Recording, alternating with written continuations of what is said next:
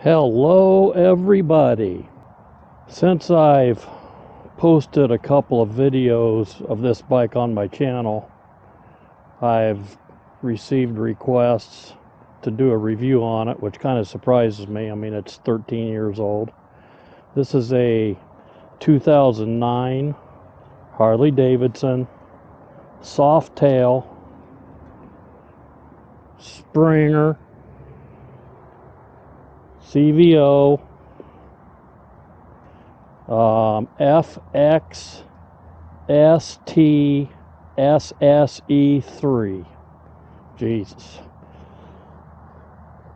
They made these for 3 years, the Springer CVO, 2007, 8, and 9. This one's my favorite. We'll talk a little bit more about it. Let's go for a ride.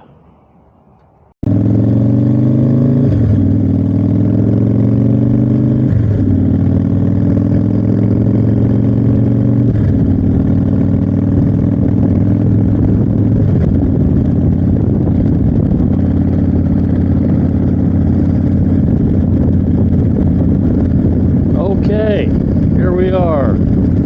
2009 Springer Softail CVO. I really enjoy riding this Harley. I've had quite a few. This one is one of my favorites. And it's a nice fall day, about 60 degrees. Not a lot of wind. Trees are just starting to turn. Ride a little bit here on the highway and then turn off on some back roads. This bike with its forward controls actually fits me pretty good. I'm about 6 foot and 220, and I mean, things could be better. You know, it's got the of course, the Screamin Eagle breather on it, which is standard. You got to kind of bend your leg around to get to the rear brake. And speaking of brakes, the rear brake is very important on this bike because the front brake sucks. And the Harley guys know this. I mean, you know, it's got a single disc and it's a small one. I'm assuming Harley did that to show off the chrome front wheel. You know, rather than put a huge disc on it that covers everything up. But and that brings me to handling. This bike will really surprise a lot of people. At 700 plus pounds, it actually corners fairly well. I've got new Metzler Marathon Ultra 888s on it, and I think I'm finally getting them broke in a little bit.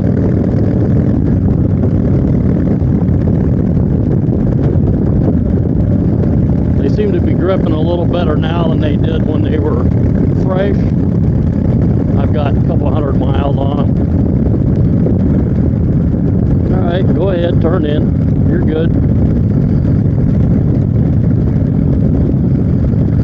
But one of the enjoyable things about this bike is rolling out of the corners, cranking the throttle, get a feel of all that torque coming off. But the problem is getting into the corners. It's very difficult to plant that front tire when you don't have a lot of front brake power, so you got to kind of ease into a corner, but you can really get after it coming off.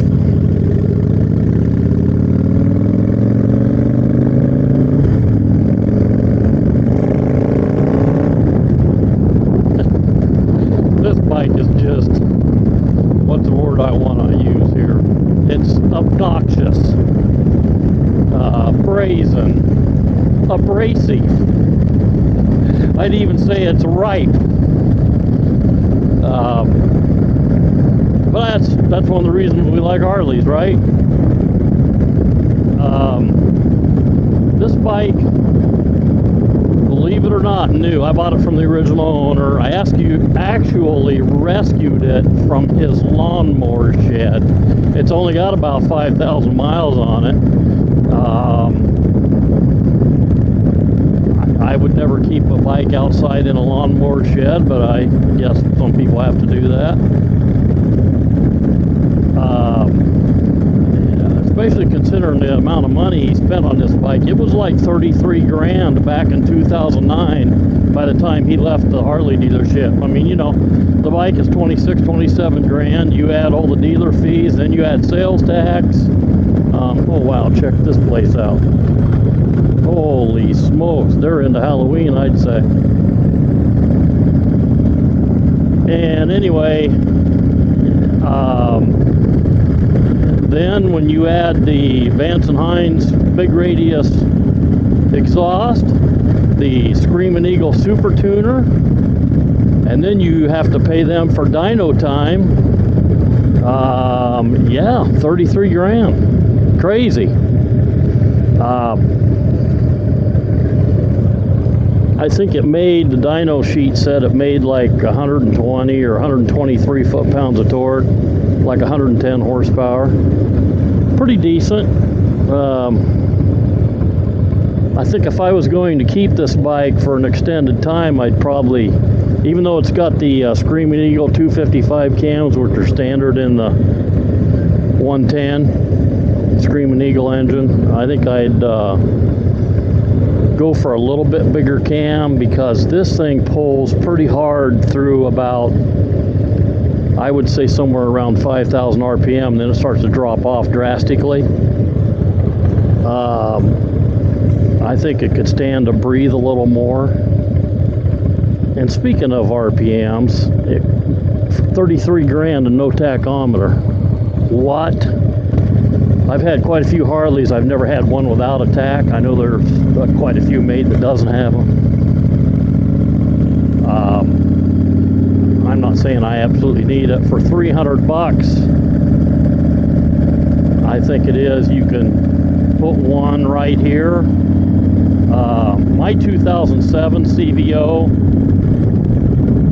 that I did a video, or I put that on my channel. You can see it if you check out my channel. At 2007 CVO, it's gold, but it had the tachometer right here that came from the factory. Small tach, but yeah, like 300 bucks. For that kind of money, I guess don't need one that bad. But anyway, so that's a gripe I have. But the way that everything fits me is almost perfect. Now I can ride this bike and almost, as far as my butt, almost be as comfortable as my Goldwing. Almost. I mean, I can ride this bike 80 or 100 miles and not get sore hardly at all. Of course, the Goldwing offers more wind protection and tunes and cruise control. God, I love cruise control. But another thing, turn signals. Typical Harley, one on each handlebar, and you know, one for right, one for left, whereas most bikes just have one over here on the left side for both. I don't have a preference either way. They're self-canceling, so that's good. And that brings me to another thing. I've got a Kawasaki ZX14R. Now there's a bike with 200 horsepower, does 0 to 100 in like 4.8 seconds. They're quite a bit of money, and that bike does not have self-canceling turn signals. Whatever. But anyway, I've never really had an issue with any of my Harleys. My 2007 CVO had an idle problem. I finally tracked it down and put an idle air control on it. Have to take the fuel tank off to do that. That control was only like 50 bucks. And then while I was in there, the temp sensor was right beside it, so I replaced it too.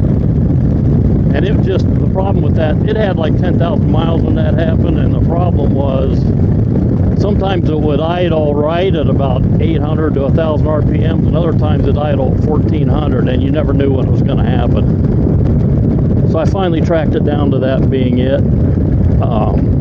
In fact, when I took it off and held it in my hand, I pushed down on the spring-loaded plunger that's electronically controlled. And when I let up, that half of it went flying across my garage floor. So I knew right then that that was the issue.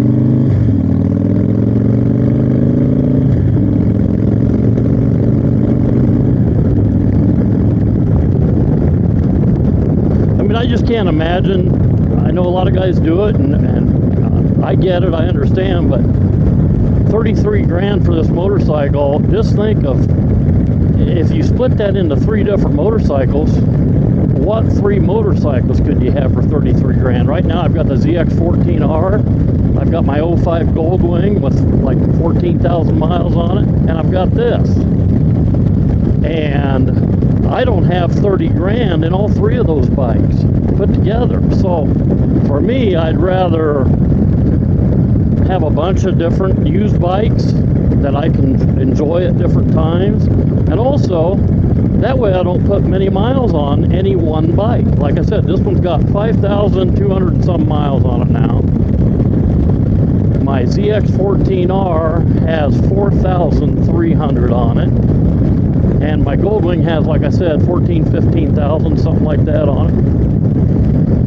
So, you know, this bike is, I can take this bike out on the interstate, 85 mile an hour, and just cruise and no issues. I mean, it'll do that just like a, not just like a Goldwing, but you guys know what I mean. If I want to do it, I can. But also, I can do this, ride through the country, you know.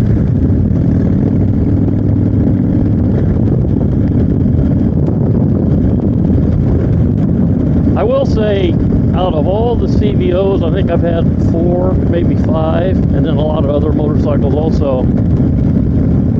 This bike has gotten more looks and compliments than any other bike I've ever owned. The 2013 Breakout CVO that I had, that's also on my channel. It's the black and silver one. That bike got a lot of looks too, but still not as many as this one.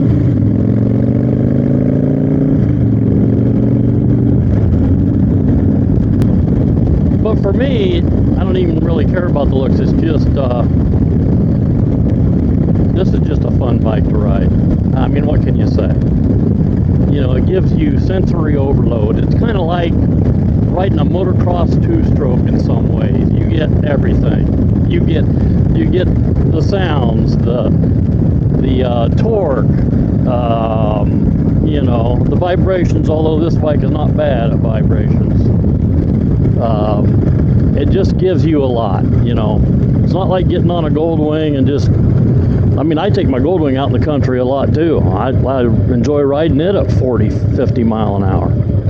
So,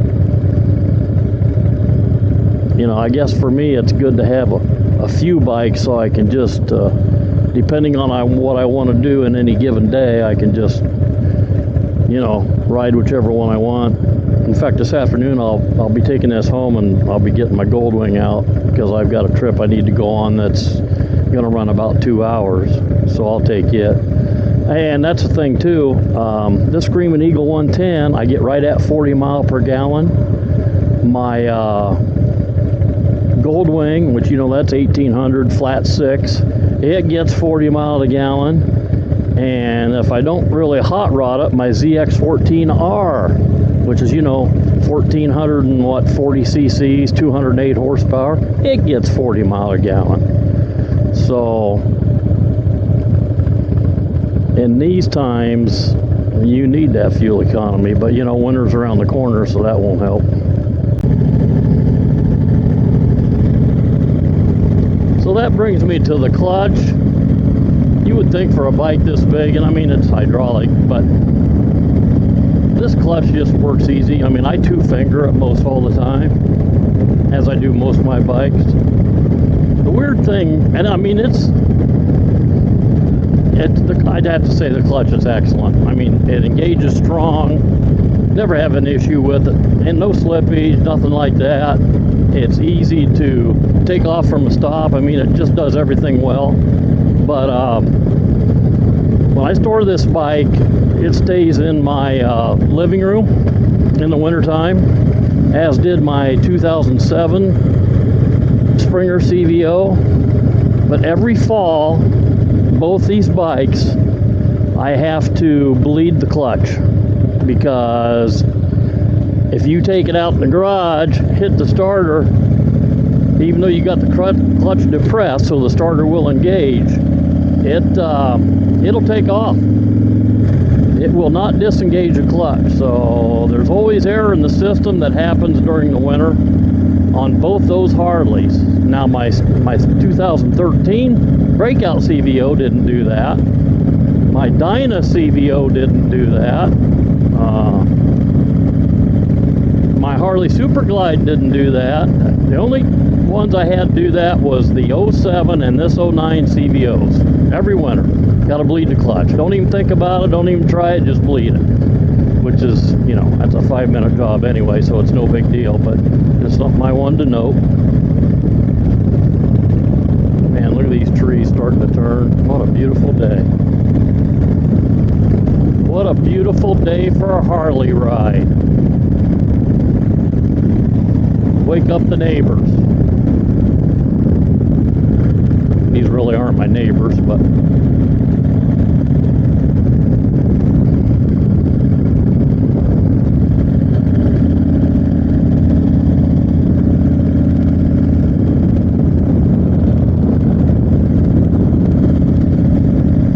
the mirrors, okay, they're small.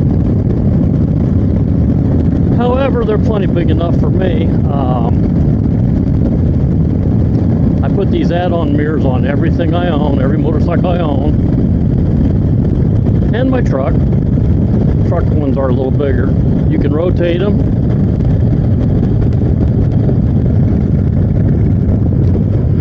I'll show you what's coming up on the sides. And believe it or not, I can ride these bikes without turning my head.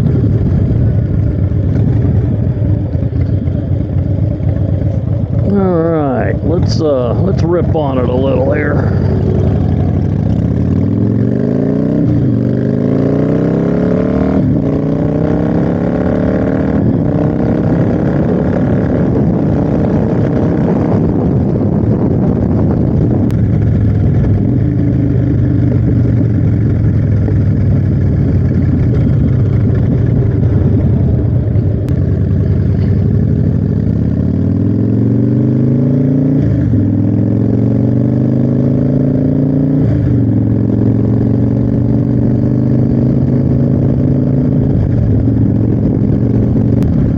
Okay, I hope the folks that requested me doing a review on this bike are happy with this. If you have any questions, please comment. I'll answer it. Try to anyway.